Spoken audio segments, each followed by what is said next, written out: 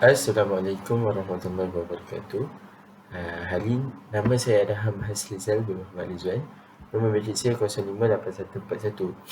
Jadi hari ini saya akan uh, menceritakan sedikit tentang tempat yang akan kami uh, ceritakan ataupun sejarah pada tempat ini, yang mana iaitu Padang Mat Silat, yang merupakan satu bandar kecil yang berada di Pulau Langkawi, Kedah, Malaysia. Padang Mat Silat ini juga dikenali sebagai Padang Belas Terbakar, yang merujuk kepada satu kejadian yang dikatakan telah berlaku kira-kira 7 bulan selepas Mahsuri dihukum bunuh oleh Datuk Kermajaya pada tahun 1821, di mana Thailand yang telah datang menjajah Kedah dan Pulau Langkawi. Datuk Kermajaya ini telah mengumpulkan beras di Padang Mat Silat sebagai persediaan menghadapi perang musuh bisik, dan apabila mendapati pihak tentera Thailand semakin mara, Datuk Kermajaya telah memerintahkan beras-beras tersebut untuk dibakar bagi menghalang beras tersebut dirampas oleh pihak Thailand. Namun begitu, tentera Thailand pada masa itu berjaya merampas sebahagian besar simpanan beras dari gudang Datuk Kermajaya ini, dan menghanguskan semua baki simpanan beras dan makanan penduduk Langkawi. Baki beras terbakar itu masih boleh didapati di kawasan Padang Mat Silat, iaitu di kawasan Kampung Raha. Pada suatu masa dahulu, ramai pelancong yang mengutip beras tersebut. Dengan itu, kawasan tersebut kini dipagar dan menghalang baki beras terbakar itu yang semakin sedikit daripada dikutip oleh pelancong. Beras tersebut dikatakan disimpan di dalam tanah, di bawah tanah sebelum dibakar. Bagaimanapun beras terbakar itu terdedah akibat hujan. Itulah sikit sebanyak daripada saya tentang Padang Mat Silat. Assalamualaikum warahmatullahi wabarakatuh. Ismi Muhammad Amal Faruqi bin Syamsuddin, nombor meti ana 058532. Allahumma salli ala Muhammad wa ala ali Muhammad, dan saya ingin menceritakan sedikit sebanyak kisah Mahsuri ini secara paling ringkas. Mahsuri ini adalah seorang petani Melayu yang berpindah dari negeri Pulau Bukit ke Pulau Langkawi untuk mencari kehidupan yang lebih baik. Dia adalah wanita paling cantik di seluruh Langkawi dan berkahwin dengan pahlawan Wandarus.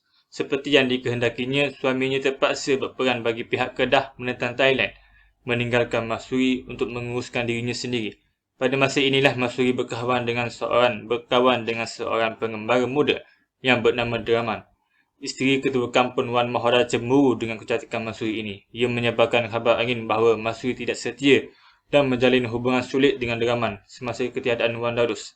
Akhirnya kabar angin itu semakin kuat sehinggakan orang kampung secara terbuka menuduhnya berzina. Mahsuri mengaku tidak bersalah, tetapi tiada siapa yang mempercayainya. Mahsuri terpaksa diikat pada pokok dan ditikam sehingga mati. Tetapi ia tidak berjaya. Selepas setiap percubaan hukuman mati gagal, Mahsuri menyuruh mereka yang ingin membunuhnya dengan keris keluarganya. Apabila dia ditikam, darah putih mengalir dari luka itu, menandakan dia tidak bersalah. Beberapa burung terbang di atasnya untuk menutupi badannya. Dengan nafasnya yang hampir mati, Mahsuri mengutuk dan bersumpah Langkawi ini akan mempunyai 7 generasi yang nasib malang. Kerajaan Langkawi itu tidak lama kemudian diambil alih oleh Thailand. Orang kampung di Padang Mat Silat membakar sawah mereka daripada membiarkan mereka jatuh ke tangan penjajah. Dan ini adalah antara kesan-kesan sumpahan Mahsuri. Keris pusaka menembusi tubuh. Penduduk asal Langkawi yang ditemui di kota Mahsuri, Ku Ahmad Ku Sulong atau lebih dikenali sebagai Pak Ku, menceritakan bahawa Mahsuri tidak dibunuh di kampung kelahirannya, Kampung Mawat di Ulu Melaka. Sebaliknya dibawa ke Padang Mat Silat untuk dilaksanakan hukuman itu. Taman Tugu Keris di Padang Mat Silat dikatakan lokasi Mahsuri dijatuhi hukuman bunuh, dan sebatang pokok di situ kononnya menjadi tempat Mahsuri diikat dan diseksa selama beberapa hari sebelum hukuman dilaksanakan. Hanya makam Mahsuri ditempatkan di Ulu Melaka, iaitu dalam kawasan kota Mahsuri. Ketika diikat, Mahsuri dibiarkan terdedah kepada hujan dan panas tanpa diberi makan dan minum. Datuk Pekermajaya memberi arahan Mahsuri supaya dihukum sula. Tiada senjata dapat menembusi tubuhnya. Mahsuri akhirnya membuka rahsia, hanya keris pusaka yang tersimpan di rumahnya mampu membunuhnya. Sebaik hukuman disempurnakan, darah putir memancut keluar daripada tubuhnya, sekaligus menimbulkan tanda tanya dalam kalangan penduduk kampung. Mahsuri sebenarnya menjadi korban fitnah. Cerita Pakku lagi. Bismillahirrahmanirrahim. Seterusnya, temakan fitnah. Ketika zaman pemerintahan Sultan Abdul Halim Shah II, hubungan Kedah Siam menjadi keruh. Mahsuri hamil ketika Wan Lerus keluar dari Langkawi untuk berperang dengan tentera Siam di Kuala Kedah. Sepeninggalan beliau, Mahsuri dikabarkan tinggal bersama ibu bapanya. Ketika waktu tersebut, Nirama ialah seorang penyair pembaru. Kebolehannya menambah hati penduduk Langkawi. Lalu dengan ihsan ibu bapa Mahsuri, Nirama tinggal di rumahnya untuk mengajarkan syair dan dendam. Kepandaian Nirama dalam bersyair menaikkan nama Mahsuri sebagai tuan rumah dan menimbulkan kecemburuan Wan Mahura, iaitu kakak iparnya, sebagai isteri pembesar Pulau Langkawi. Kelahiran anak Mahsuri, Wan Hakim, mencetuskan fitnah apabila Wan Mahura menuduh Mahsuri bermuka, iaitu melakukan hubungan sulit dengan Nirama. Atas sebab itu, Mahsuri dan Nirama ditahan dan dijatuhkan hukuman bunuh oleh Datuk Pekermajaya, iaitu abang iparnya sendiri, setelah termakan hati Sultan isterinya. Tanpa menunggu Wan Lerus pulang, Mahsuri dan Nirama dibawa ke Padang Maksirat, pusat Langkawi ketika itu, untuk dijatuhkan hukuman. Mahsuri diikat di sebuah batang pokok dan ditikam dengan tombak. Menurut legenda, tombak yang digunakan tidak dapat menembusi tubuh Mahsuri. Akibat terseksa, Mahsuri mendedahkan bahawa dia hanya dapat ditikam dengan tombak sakti. Terdapat pihak yang menyatakan bahawa senjata itu adalah keris kepunyaan nenek moyangnya yang terdapat di alang rumahnya. Kata-kata terakhir Mahsuri amatlah masyhur apabila ia seringkali diulang dalam mana-mana sumberan. Ayat-ayat terakhir Mahsuri adalah berupa sumpahan untuk tidak menghalalkan darahnya jatuh ke bumi kerana beliau mangsa fitnah dan mengutuk Pulau Langkawi untuk tidak tenteram, dan permai ibarat padang jarak padang terkukur selama 7 keturunan.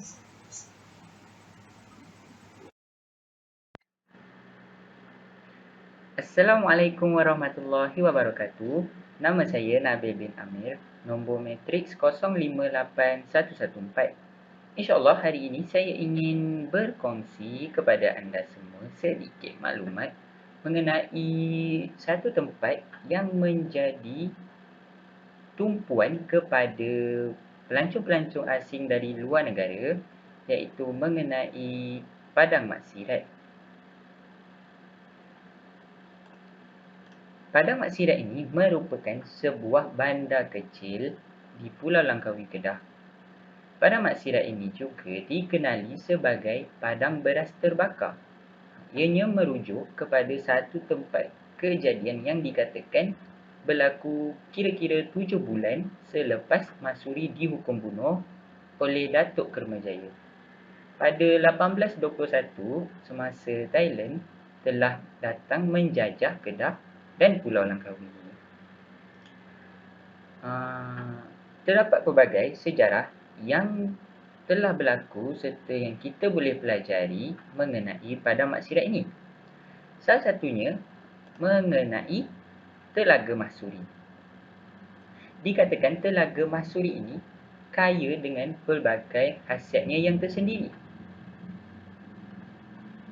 Sehingga hari ini, berhampiran dengan tapak rumah Mahsuri tersebut terletaknya Telaga Mahsuri. Dikatakan Mahsuri sering bermandi-manda dan membasuh pakaian di telaga itu.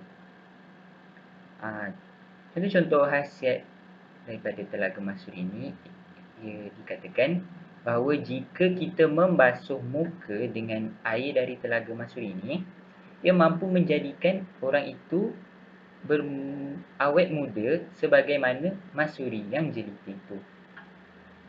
Air telaga ini dikatakan lebih sejuk berbanding air telaga biasa yang berada di sekitar Pulau Langkawi. Air telaga ini tidak pernah kering walaupun pada musim kemarau. Selain itu juga, dengan izin Allah SWT, air telaga ini dikatakan mampu memulihkan penyakit-penyakit kulit dan sebagainya. Jadi dalam konteks ini, kita dapat mengetahui bahawa Telaga Masuri ini dikatakan mempunyai pelbagai khasiat sekiranya kita menggunakan air yang berada di Telaga Masuri ini. Walau bagaimanapun, telaga ini sering dijadikan tempat tumpuan kepada pelancong-pelancong dari luar negara yang bercuti di Pulau Langkawi. Okey, sekian saja daripada saya mengenai sejarah yang berada di Padang Maksiat. Assalamualaikum warahmatullahi wabarakatuh. Kesimpulan dan pengajaran yang boleh diambil daripada kisah Masuri ini adalah yang pertama, jangan membuat tuduhan tanpa usul periksa. Di dalam Islam, seseorang yang ingin menuduh seseorang itu membuat perzinaan hendaklah membawa 4 orang saksi, dan saksi tersebut hendaklah berlaku adil dan tidak fasik. Yang kedua, janganlah menyalahgunakan kuasa. Sebagai pemimpin, hendaklah mempunyai sifat tanggungjawab dan tidak membuat kezaliman kepada rakyatnya. Yang ketiga, janganlah menindas kaum yang lemah, iaitu kaum yang miskin dan kaum yang tidak mempunyai kuasa. Yang keempat, hormatilah hak pribadi orang lain. Yang kelima, memfitnah itu membawa pedah, dan dosa memfitnah ini lagi besar daripada membunuh. Dan doa orang yang dizalimi ini sangatlah makbul.